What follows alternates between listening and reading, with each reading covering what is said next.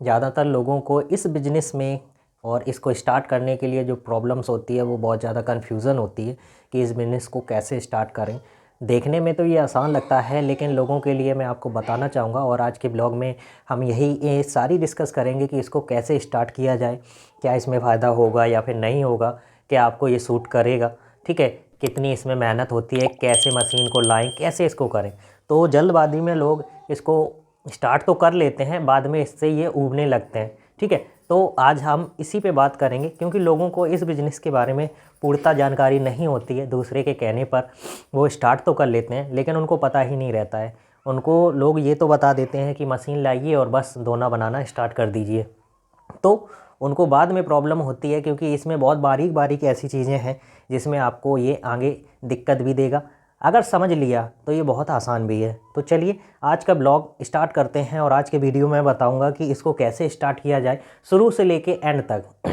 जो मैंने यहाँ पे अपनी मशीन ये पीछे खड़ी है, मैंने कैसे स्टार्ट किया था इसको, कहाँ से लाया, क्या किया, कैसे, सारी बातों पे हम डिस्कस करेंगे। कौन कौन चीज़ें इंपॉर्टेंट होती हैं वो आज सारी हम बताएंगे। कितने में कितना माल निकलेगा, 1 किलो में कितना माल निकलता है, कितना प्रॉफिट है, कैसे मार्केट करें, सारी चीज़ें। तो फटाफट चलते हैं, ब्लॉग को स्टार्ट करते हैं।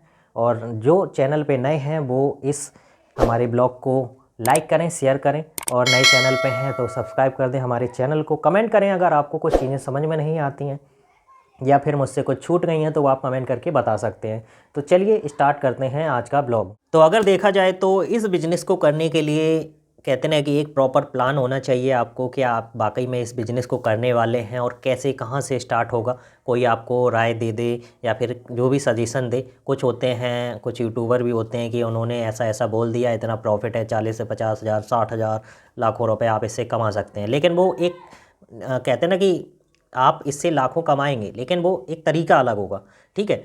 अब जैसा कि मैं आपको बताना चाहूँगा कि कैसे मैंने इसको स्टार्ट किया, कैसे इसको लाएंगे, वही सारी चीज़ें मैं आपको सबके सामने डिस्कस करना चाहूँगा। लोगों के माइंड में ये रहता है कि क्या आप 1 किलो में इसमें कितना प्रॉफिट निकलेगा, कैसे इसको डिवाइड नहीं हो पाता है, सारी चीज़ें बहुत मतलब दिक्कत देती हैं आगे, और कैसे क्या होगा। तो आज ये सारी मैं चीज़ें यहाँ पे इसमें डिस्कस करूँगा, ठीक है। तो सबसे पहली बात होती है कि इसको हम डिवाइड कर लेते हैं 3 से 4 भाग में। सबसे पहले क्या होता है कि आपके पास प्रॉपर प्लान होना चाहिए कि मैं ये बिज़नेस स्टार्ट करने जा रहा हूँ। उससे पहले होता है कि आप इसकी जानकारी लो, ठीक है। तो सबसे पहले बात आती है मशीन की, जो ये मशीन है, ठीक है। अब मशीनें क्या होती हैं आज के दौर में, ये 2 साल हो गई है। सबसे पहले हम बात करेंगे, पहला हम डिवाइड करते हैं इसको 4 भाग में। इस बिज़नेस को डिवाइड नहीं करेंगे, इसके पार्ट्स होते हैं कि इसको कैसे स्टार्ट किया जाए। सबसे पहली बात, मशीन कैसे लें, कहाँ से परचेज करें, और मशीन की बात आती है। सबसे पहले मशीन को सही जानकारी के साथ आप परचेज करें, और उसके बाद इसको स्टार्ट करने के लिए, और इससे पहले सारी जानकारी ले लें, कहाँ से लें, और 2-4 लोगों से पूछें। दूसरा आता है रॉ मटेरियल, ठीक है, रॉ मटेरियल के बारे में बताऊंगा। उसके बाद आता है स्पेस, ठीक है। मशीन ले रहे हैं, रॉ मटेरियल तो बात की बात हो गई। मशीन अगर ले रहे हैं तो सबसे पहले आपके पास रखने की जगह होनी चाहिए। आपके पास रेंटल कोई जगह है, या फिर आपके पास कोई घर है जिसमें आप अपना सेट करके चला सकते हैं। अब इसमें भी बात आती है कि कैसे क्या किया जाए, लेकिन वो मैं बाद में बताता हूँ।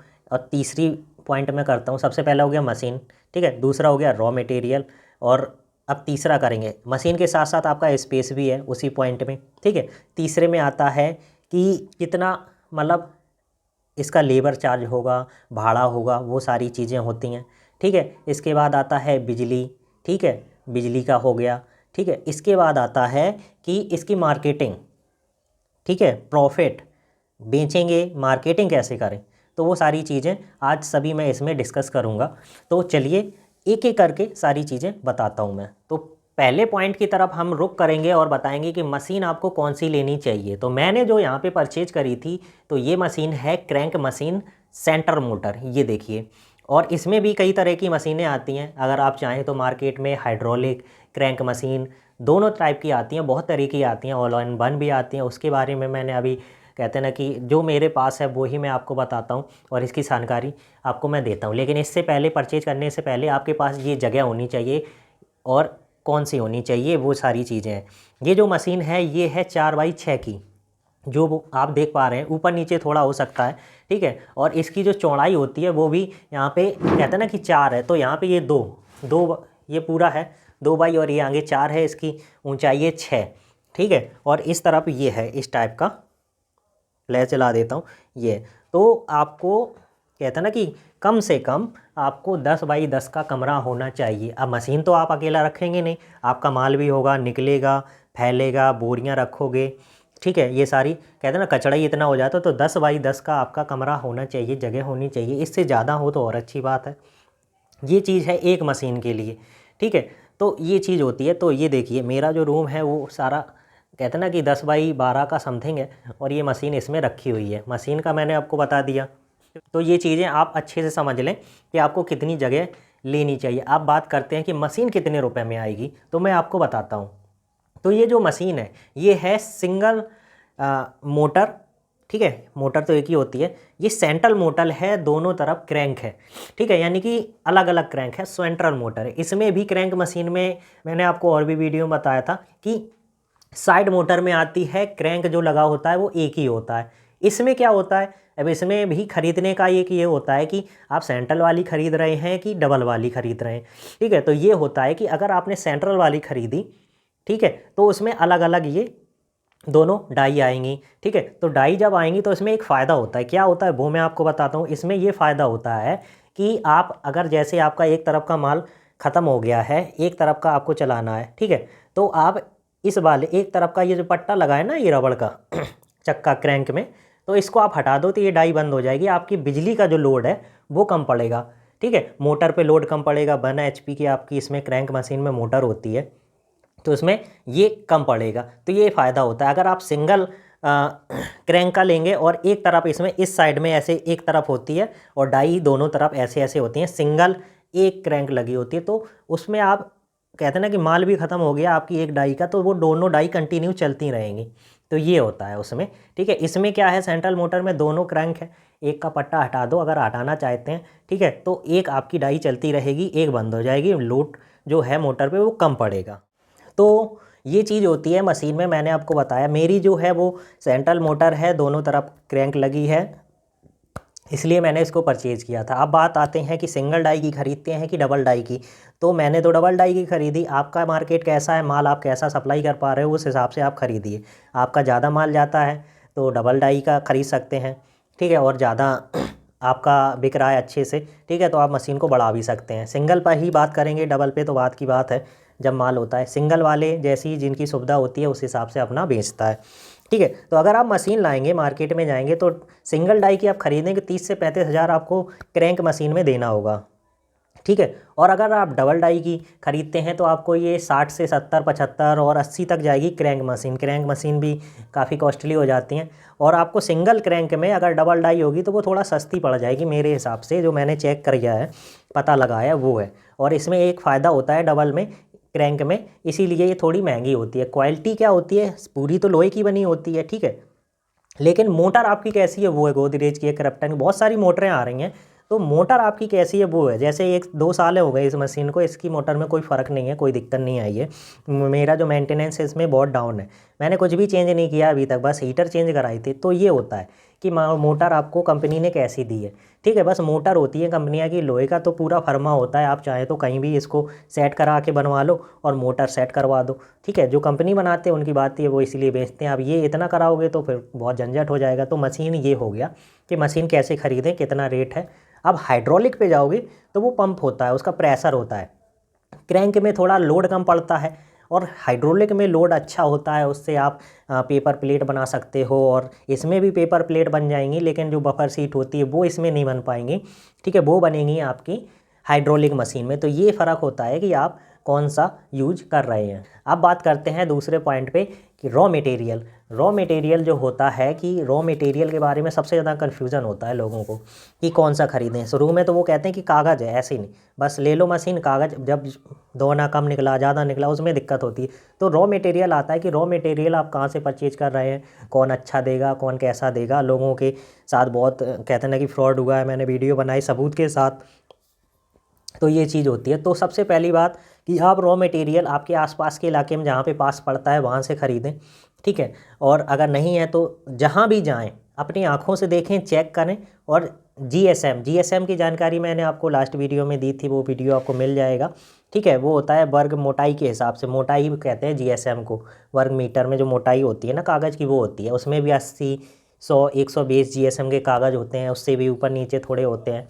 तो ये चीज़ होती है, इसकी सारी जानकारी आपको होनी चाहिए। अब बात करेंगे कि आपके इलाके में कितना मोल भाव है। 43 रुपये किलो मिल रहा है, 42 रुपये किलो मिल रहा है। मेरा इलाका पड़ता है कानपुर साइड का, औरैया इटावा का, तो यहाँ पे 42, 43, 40, 39 तक मिलता है, ठीक है। तो ये चीज़ है। तो यहाँ पे रॉ मटेरियल आपको अच्छे से जानकारी होनी चाहिए कि कितने उसकी आपको ख़रीदना है, आपके मार्केट में कितना क्या चल रहा है। नहीं तो इसमें आप लॉस खा जाओगे अगर आपको रॉ मटेरियल के बारे में पता नहीं होगा।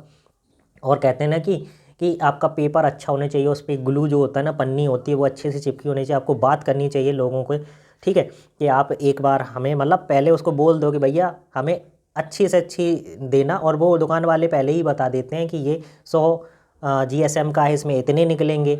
उससे पूछो, वो खुद बताएगा आपको कि इसमें इतने निकलेंगे, 80 में इतने निकलेंगे, थोड़ा ऊपर नीचे हो सकता है। अपनी आंखों से देखो और पूछो उससे, नहीं तो धोखा होता है कि लोग कहते हैं ना कि मोटा कागज़ देते हैं, उसमें निकलते नहीं हैं दोने, और उसके बाद उन्हें दिक्कत होती है। तो ये चीज़ हो गई। तो ये हो गया रॉ मटेरियल का। रॉ मटेरियल आप आंखों से परखो, देखो, फिर ऑर्डर करवाओ, चाहे वो कितना भी दूर हो। फिर ट्रांसपोर्ट से ऑर्डर करवा लो, अगर माल अच्छा देगा। हर कोई फ्रॉड ही नहीं होता है। तो ये चीज़ होता है माल में। लास्ट वीडियो आपने देखे होंगे, तो उसमें मैंने आपको बताया है। आपको दिल्ली में थोड़ा लोगों के साथ हुआ है, तो बहुत गलत है उन लोगों के। कहते हैं कि थोड़ा माल बेच के लोग मुनाफा तो कर लेते हैं, लेकिन बाद में उनका रेपुटेशन ख़राब हो जाती है। तो ये चीज़ है। तो रॉ मटेरियल आपको बहुत होशियारी से ख़रीदना है, ठीक है। कौन सा ख़रीदना है आप उसकी जानकारी पूर्णतः ले लो। अब बात करेंगे कि भाड़ा और बिल। तो बिजली का जो बिल है और भाड़ा, कहता है भाड़ा आया, रॉ मटेरियल लेके आई, तो उसमें कितना क्या लगेगा वो मैं लास्ट में बताऊंगा। एंड तक वीडियो को देखते रहें, ठीक है, कि कितना, जब हम 1 किलो की बात करेंगे तो उसमें, ठीक है। अब स्पेस की बात आती है, मजदूरी की बात। अगर आप एक मशीन चला रहे हैं, तीसरे पॉइंट में आते हैं, अगर आप एक मशीन चला रहे हैं तो बिजली का तो बिल है, ठीक है। अगर आप नॉर्मल घर का मीटर लगाते हैं तो उसमें दिक्कत हो सकती है, क्योंकि क्या होता है कि ये जो आप कोई कहते हैं ना पैसा कमाने के लिए कोई काम करते हैं, तो आपको कमर्शियल मीटर लगाना पड़ता है, ठीक है। मैं सजेशन नहीं दूंगा कि आप ऐसे ही चलाते रहो, नहीं तो बिजली विभाग से किसी ने चेकिंग कर ली तो आप पे जुर्माना हो सकता है, ठीक है। तो ये चीज़ है, होता ही है, इसके लिए जीएसटी लेनी पड़ती है। तो पहले आप अपनी सारी चीज़ें एक कंप्लीट कर लो, फिर होता है। अब बात करते हैं कि आपकी मोटर में कितने कहते हैं ना वोल्ट की है। 1000 वाट की है, मतलब ए 1 में HP की आती है, 2 BH की आती हैं, 2 HP की, सॉरी। तो ये होता है। अब क्रैंक में तो मेरे में तो 1 HP की मोटर लगी है। हाइड्रोलिक मशीन लोगे तो उसमें आती है 2 BH की, ठीक है। तो बढ़ जाता है, 2 HP की आती है हाउस पावर की। तो ये चीज़ होती है, तो उसका बिल ज़्यादा आएगा कमर्शियल में, ठीक है। तो इसमें है, इसमें कम आएगा। उसमें प्रेशर होता है, उससे थोड़ा काम ज़्यादा भी हो जाता है, इसलिए वो थोड़ी महंगी आती है मशीन, ठीक है। तो बिजली का क्या है, बिजली ये है कि अगर आपकी 1 HP की मोटर है तो आपका जो बिजली का बिल है, अब 1 HP होता है 745, 46 ऐसे कुछ होता है, आप चेक कर लेना। और इसको आप डिवाइड करेंगे किलो वाट में, तो 1000 वाट होता है ना बिजली। जैसे 1 किलो वाट का कनेक्शन है तो 1000 वाट होता है, ठीक है। अगर आप डिवाइड करोगे तो जैसे, और 1 HP को करोगे तो 745 कुछ होता है। यानी कि आपका 1 यूनिट लगभग समथिंग आपका 1 घंटे में ये खाएगी मशीन 1 HP की, ठीक है। थोड़ा और बढ़ा लो आपका हीटर का यानी कि आपका 1 से कुछ ज़्यादा खाएगी पर घंटा।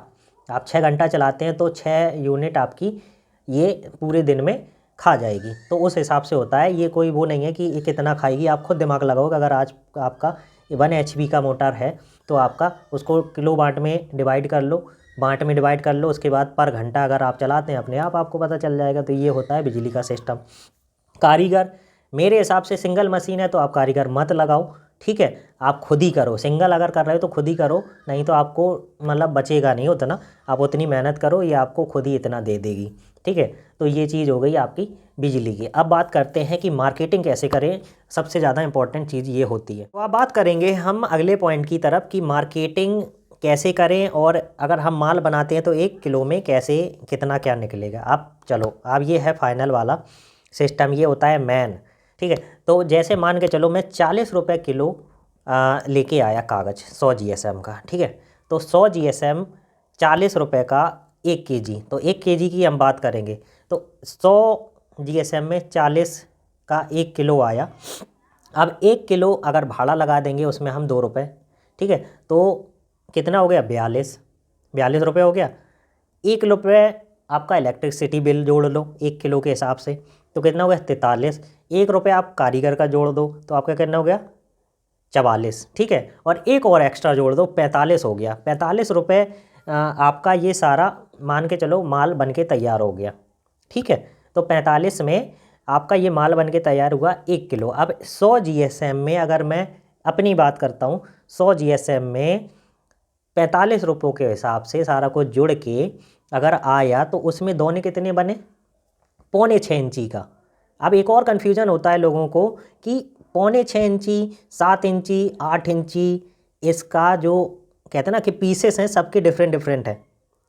छोटा दोना होगा उसमें ज़्यादा पीसेस निकलेंगे 100 GSM में, ठीक है। अगर आप डाई को ऊपर ले जाएंगे 7 इंची का तो उसमें दोने कम होते जाएंगे, ठीक है। डाई को और ऊपर लेके जाएंगे उसमें दोने और कम होते जाएंगे, ठीक है। तो ये चीज़ होती है, ये आप समझ लो। ऐसा नहीं है कि किसी ने आपको बोल दिया कि 6.25 इंची है तो आपका 350 उसमें निकल रहे हैं तो आपका 7 में भी कहते हैं ना 350 निकलेंगे। आप दिमाग लगाओ कि वो दोना बड़ा हो गया, पेपर का भाग बड़ा हो गया, ठीक है, उसमें 7 इंची पेपर लगेगा, मतलब 7.25 लगेगा, तब वो 7 इंची का पेपर बनेगा, दोना बनेगा, माफ़ी चाहूँगा। तो ये चीज़ होती है, आप समझ लो।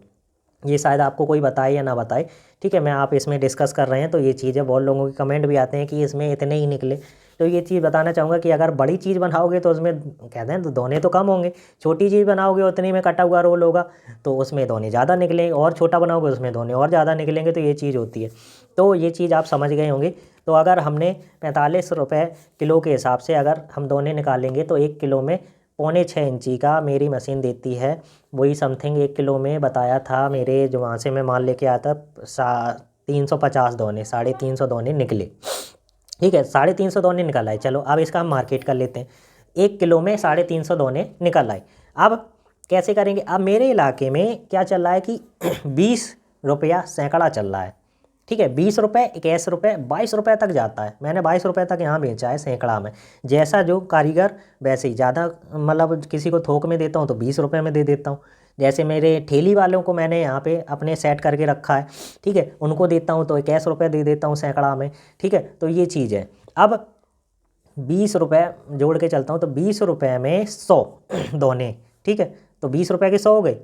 हमने कितने निकाले थे 350, ठीक है, तो 20 रुपये के 100, ठीक है, और 200 दोने फिर कितने के हुए 40 रुपये के, 300 दोने कितने हुए 60 रुपये के, ठीक है, और 350 दोने हैं तो वो 70 रुपये के, यानी कि 10 रुपये और जोड़ो तो 70 रुपये के आप 350 दोने मार्केट में बेचोगे, ठीक है।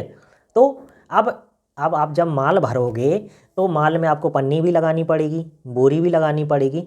तो चलो हम 70 नहीं करते हैं, 10 रुपये हम और इसमें पन्नी का बोरी का इसी में ऐड कर देते हैं, तो वो हो गया 60 रुपये। जोड़ के चल लो, हमने माल कितने का लाया 1 किलो, 45 रुपये बिजली भाड़ा, ठीक है, सब निकाल के 45 रुपये मैंने जोड़ दिया था, 1 रुपये एक्स्ट्रा ही जोड़ा था। तो और हमने जब पैकिंग करी सब कुछ और 10 रुपये मैंने यहाँ से निकाल दिए, आप समझ गए होंगे। तो क्या हुआ चीज़ कि 45 रुपये प्लस हम माल लेके आए, सारा कुछ हमने बनाया, मेहनत करी, पन्नी अन्नी सारा कुछ है, 350 दोने निकले, ठीक है। 50 दोने का मैंने 10 रुपये और उसमें ऐड कर दिए पन्नी अन्नी, और 300 दोने का मैंने 20 रुपया सैकड़ा के हिसाब से बेचा, तो 20 20 40 बीतिया 60, ठीक है, ठीक है। तो ये क्या हुआ 60 रुपये मुझे 1 किलो में बचे।